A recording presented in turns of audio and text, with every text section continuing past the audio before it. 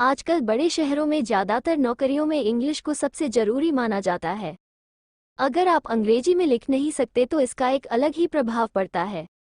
खासकर मल्टीनेशनल कंपनियों, media houses और कॉल सेंटर्स में जॉब के लिए अगर आप अच्छी अंग्रेजी जानते हैं तो रास्ता आसान हो जाता है। कई बार योग्यता होने के बावजूद सिर्फ अंग्रेजी में अच्छी पकड़ न होने के कारण लोग अंग्रेजी में बात नहीं कर पाते हैं। विशेषज्ञ कहते हैं कि अंग्रेजी बोलना इतना मुश्किल काम नहीं है। इसके लिए आपको सिर्फ 6 महीने तक ये कुछ टेक्निक अपनानी है। इससे आपकी अंग्रेजी बहुत अच्छी हो जाएगी और आप बिना हिचकिचाहट अंग्रेजी बोलेंगे। सबसे पहले ये कि आप इंग्लिश को मनोरंजन का खास हिस्सा बनाएं। जैसे दिन की शुरुआत आप न्यूज़पेपर से करते हैं या खाली समय में कोई किताब पढ़ते हैं, फिल्म देखते हैं या OTT पर कोई सीरीज देखते हैं। कोशिश करें कि आप सब जगह इंग्लिश को तरजीह दें। DU की शिक्षिका डॉक्टर सविता पाठक कहती हैं कि अगर आप हर दिन अखबार पढ़ने के साथ साथ अंग्रेजी के 15 शब्द जो आपको कठिन लगे उनकी हिंदी तलाश करके लिखें, फिर इन्हें दिन भर अपने सामने रखें, तो ये आपको याद हो जाएंगे। आपको पता भी नहीं चलेगा और महीने के आखिर तक आपका अंग्रेजी शब्दकोश काफ़ी अच्छा होगा। इसके अलावा OTT आजकल अच्छा जरिया है। आप नेटफ्लिक्स, अमेजन या किसी भी प्लेटफॉर्म पर कुछ भी देखें तो उसे अंग्रेजी भाषा में चुनें। अगर हिंदी में भी देख रहे हैं तो इंग्लिश सबटाइटल अप्लाई कर लें। इससे आपको अंग्रेजी समझने में काफ़ी क्लैरिटी होगी। दूसरी टेक्निक है, हर रोज कम से कम 10 वाक्य जरूर बोलें। हर दिन आप चाहे अपने किसी दोस्त से या घर में कम से कम 10 वाक्यों की बातचीत अंग्रेजी में करें।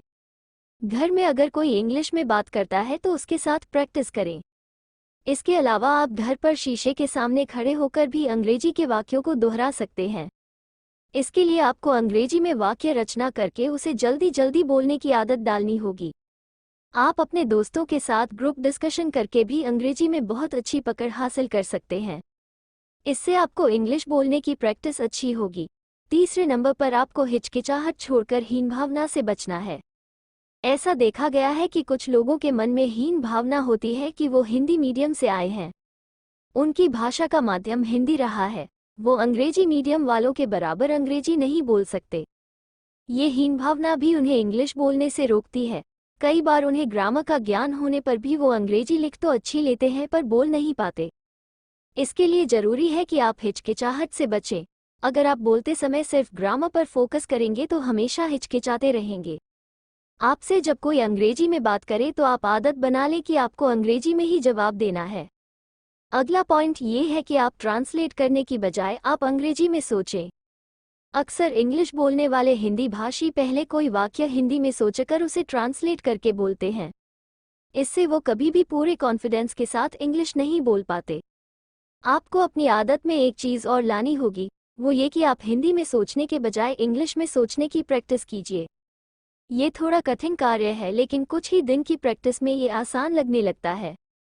अगर आप इंग्लिश में ही सोचना शुरू करेंगे तो आप जवाब भी उसी तेजी से दे पाएंगे।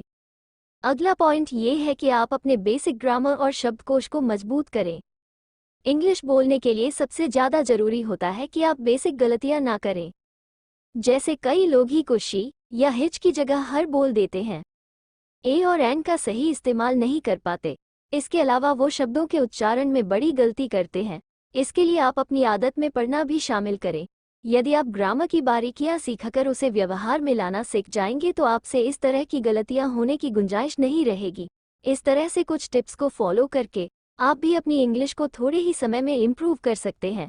I hope this video is beneficial to you. If yes, then please like, share and subscribe to this YouTube channel. Thanks for watching.